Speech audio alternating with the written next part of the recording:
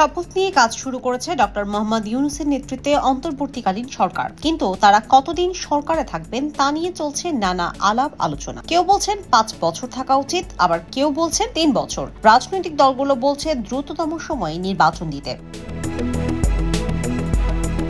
তবে অন্তর্বর্তীকালীন সরকারের উপদেষ্টা এবং লেখক, গবেষক ও মানবাধিকার কর্মী ফরিদা আক্তার বলেছেন, অন্তর্বর্তীকালীন সরকার আর তত্ত্বাবধায়ক সরকার এক নয়।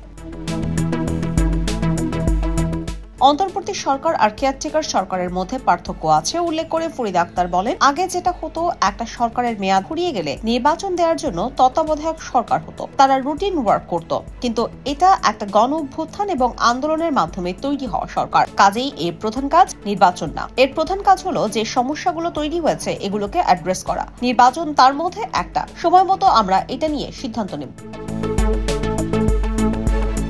তিনি বলেন, এটা ছাত্রছাত্রীদের আন্দোলন থেকে গড়ে ওঠা একটা সরকার। তাদের প্রথম কাজ হচ্ছে বর্তমান পরিস্থিতিতে জরুরি যে কাজগুলো করা প্রয়োজন সেগুলো আগে করা এবং আইন শৃঙ্খলা পরিস্থিতি নিয়ন্ত্রণে আনা। শিক্ষার্থীরা রাষ্ট্র সংস্কারের দাবি জানাচ্ছেন। রাষ্ট্র সংস্কারের জন্য কি কি করা জরুরি বলে মনে করছেন, এমন প্রশ্নের জবাবে তিনি বলেন, রাষ্ট্র সংস্কার একটা দীর্ঘমেয়াদী কাজ এবং বড় কাজ। এটাকে মাথায় রেখে দ্রুত যে সমস্যাগুলো আছে, আইন শৃঙ্খলা পরিস্থিতি, সংখ্যালঘুদের উপর আক্রমণ, পাশাপাশি নানা রকম যে অসুবিধাগুলো তৈরি হয়েছে সেগুলো তারা আগে দেখবেন। তাদের প্রথম কাজ হচ্ছে বর্তমান পরিস্থিতিতে আইন শৃঙ্খলা পরিস্থিতি ঠিক করা, তারপর দীর্ঘমেয়াদী গুলোকে নিয়ে কাজ করা হবে।